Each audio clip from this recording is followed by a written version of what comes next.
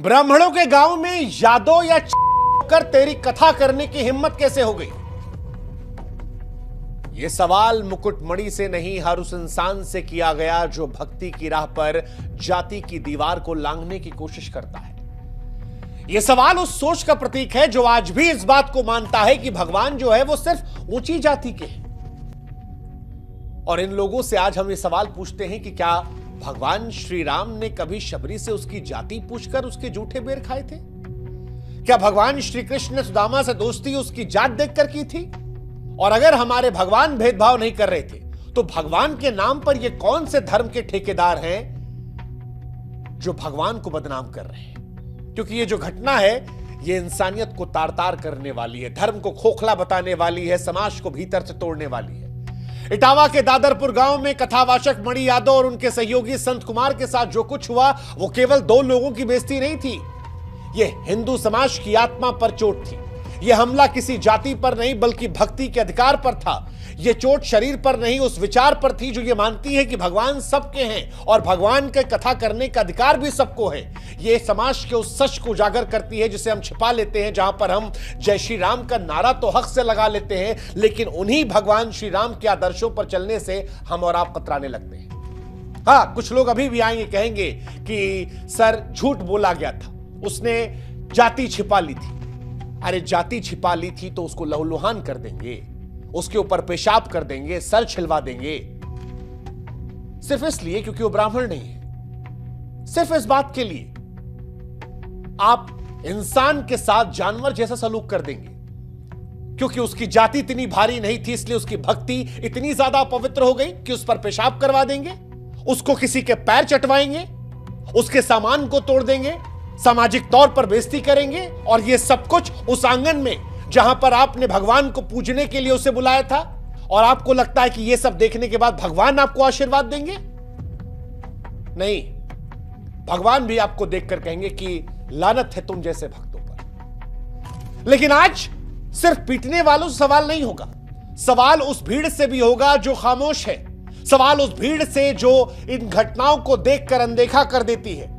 क्योंकि आपको भी यह समझना पड़ेगा कि हमारी चुप्पी, हमारी ये खामोशी उस भीड़ को बढ़ावा देती है। जब हम और आप जाति देखकर संवेदनशील बनते हैं तब ये हमारे धर्म को खोखला कर देती है।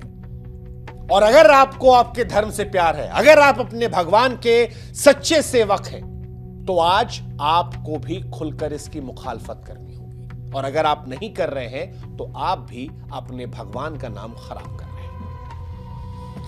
इटावा के दादरपुर गांव में जो कुछ हुआ वो शर्मसार करने वाला था। सच कहें तो अभी भी यकीन नहीं हो रहा। श्रीमद् भगवत कथा का आयोजन हो रहा था, माहौल भक्तिमय था, लेकिन भक्ति के मंच पर जातिवाद का जहर फैल गया।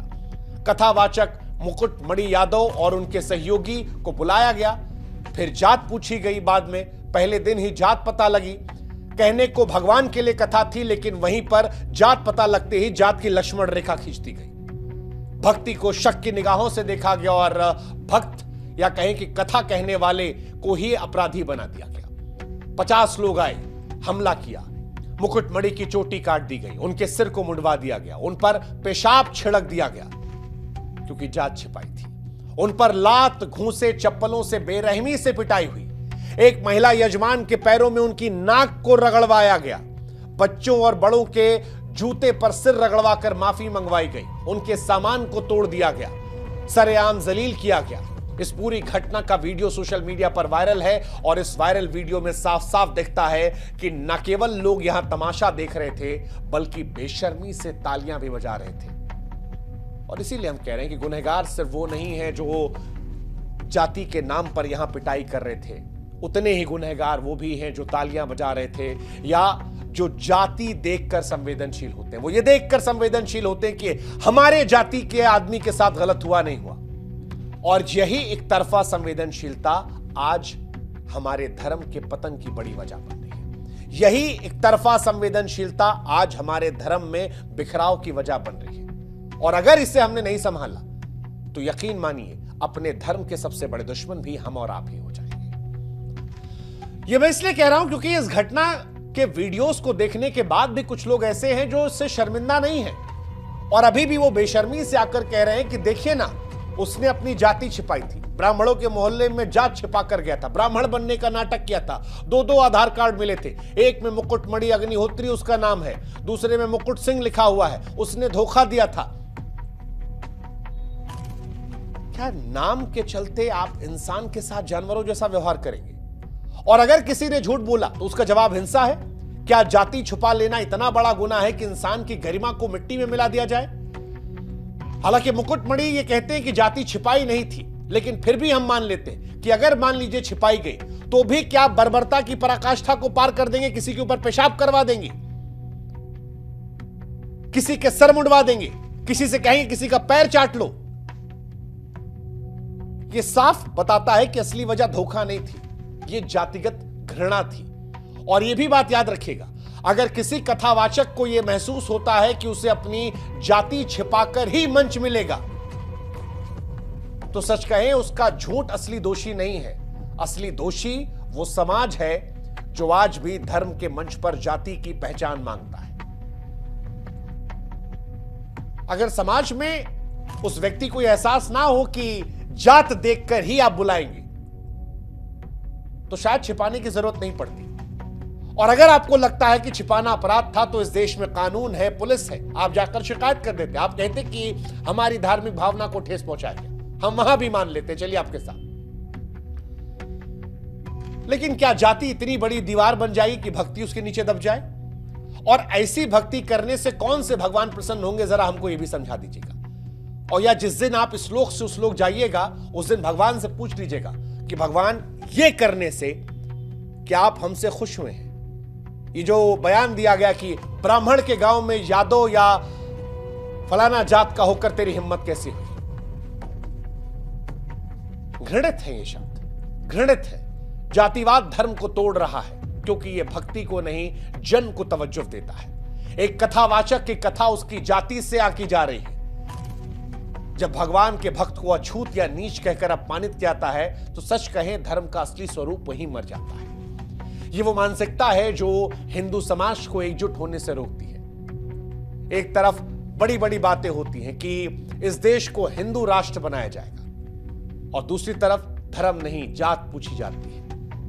जात के नाम पर पेशाब करवाया जाता है, जात के नाम पर दोहरापन दिखाया जाता है। यही धर्म को कमजोर कर रहा है, यही बाहरी ताकतों को आपकी कमजोरी का फायदा उठाने का मौका देता है। आप सोचिए ना, कैसा राष्ट्र है जहां राम की कथा कहने से पहले कथावाचक का वंश पूछा जाता है? यह कैसी एकता है जहां भगवत कथा जैसे पवित्र आयोजन को जाति की गंदी नजर से देखा जाता है?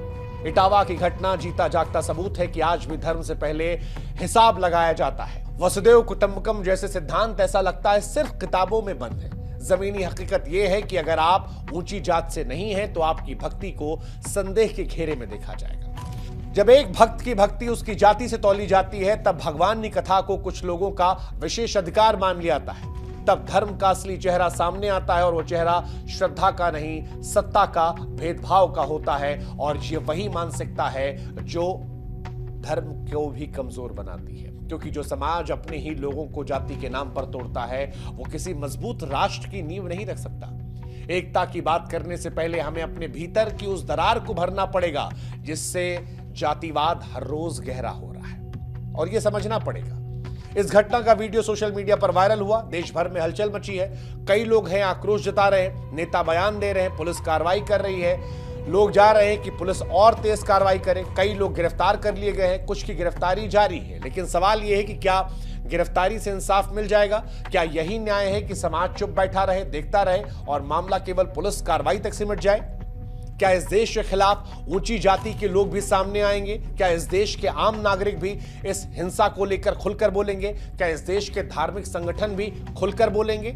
और अगर नहीं बोलेंगे तो ऐसी घटनाएं होती रहेंगी, क्योंकि यहां पर चुप्पी सिर्फ मौन नहीं है, एक प्रकार की स्वीकृति है। जब एक वर्ग पर हमला होता और बाकी तटस्थ रहते हैं, तो वो सिर्फ सामाजिक विफलता नहीं बल्कि नैतिक दिवालियापन होता है। यह घटना सिर्फ यादव या दलित समुदाय की नहीं, बल्कि पूरे हिंदू समाज की हार है। यह उस धर्म की हार है जो समरसता का संदेश देता है, लेकिन व्यवहार में भेदभाव को नजरअंदाज करता है। जब तक हम जातिवाद के खिलाफ एकजुट नहीं होंगे, तब तक हर गिरफ्तारी अधूरी न्याय की कहानी कहेगी। यह बड़ी विडंबना है। मैं सच कह रहा हूं, बड़ी विडंबना है, बड़ी पीड़ा हो रही कहते हुए एक कथावाचक पर मूत्र छिड़का गया, सिर मंडवा दिया गया और हमारी भावनाएं आहत नहीं हो रही हैं, होनी चाहिए। जातिवाद के इस गहरे सच ने हमें बताया कि ये हमारा समाज अभी भी कितना खोखला है। धर्म जो एकता और प्रेम का संदेश देता है, उसे कैसे हमने घृणा का अधिकार बना लिया है। हमें इंसान की फिक्र नहीं है, हमें जात की फिक्र है। हमें समानता और सम्मान की फिक्र नहीं है, हमें जात की फिक्र है। इटावा की घटना पूरे समाज के लिए आईना है और ये हमें सच में सोचने पर मजबूर करती है कि यहां से क्या हम एक बार आत्ममंथन करें, ये सोचें कि क्या वाकई में हम राम और कृष्ण के भक्त हैं या अपनी जाति और अहंकार की पूजा कर रहे हैं। क्या हम इतने गिर गए हैं कि एक व्यक्ति की जाति उसी कथा भक्ति से बड़ी हो गई है। सच कहे तो शोक और निंदा से नहीं होगा कुछ, अब कदम उठाना पड़ेगा। कानूनी कार्रवाई पर ध्यान देना होगा कि दोषियों की सिर्फ गिरफ्तारी ना हो बल्कि सजा भी मिले, ताकि संदेश जाए कि जातीय हिंसा बर्दाश्त नहीं। समाज में जागरूकता फैलानी होगी। स्कूल, कॉलेज, पंचायतों में जातीय समानता, मानवाधिकार और धार्मिक सहिष्णुता पर खुले संवाद होने चाहिए। जातिवाद को सिर्फ नीतियों और नारों से नहीं बल्कि सोच से भी हराना होगा। धार्मिक सुधार की भी जरूरत है। हमारे धर्म गुरुओं, कथावाचकों और मंदिरों को जाति से ऊपर उठकर संदेश देना होगा कि धर्म सबका है। भगवत कथा जैसे आयोजन किसी एक जाति का अधिकार नहीं है, यह हर भक्त का अधिकार है। राजनीति से ऊपर उठना होगा। यह घटना को किसी एक पार्टी या एक वोट बैंक तक या एक जात तक सीमित नहीं करना होगा। इसकी गंभीरता को समझना होगा। यह सामाजिक विकृति है और इसका समाधान भी सामाजिक स्तर पर होगा। यह लड़ाई सिर्फ यादव दलित किसी जात की नहीं है। जब तक हर जाति, हर समुदाय के लोग इसके खिलाफ खड़े नहीं होंगे, तब तक मजबूत हिंदू समाज का सपना भी पूरा नहीं होगा। आज जरूरत है कि ऐसी सामाजिक क्रांति की जो मंदिरों की घंटियों से नहीं बल्कि विचारों की टकराहट से जन्म ले। और यह समझ लीजिए आपके धर्म जो सबको जोड़ने के लिए है, आज उसके नाम पर कैसे जातिवाद का जहर फेंका जा रहा है। इसे रोकना होगा। आज जब किसी कथावाचक की आवाज उसकी जाति से मापी जाती है, किसी श्रद्धालु को छूत या नीच कहकर मंच से खदेड़ा जाता है, तब ये एक व्यक्ति की नहीं पूरी धार्मिक परंपरा की बेइज्जती है। इटावा की घटना एक ऐसा दाग है जो जब तक नहीं मिटेगा, जब तक हम अपनी सोच को नहीं बदलते।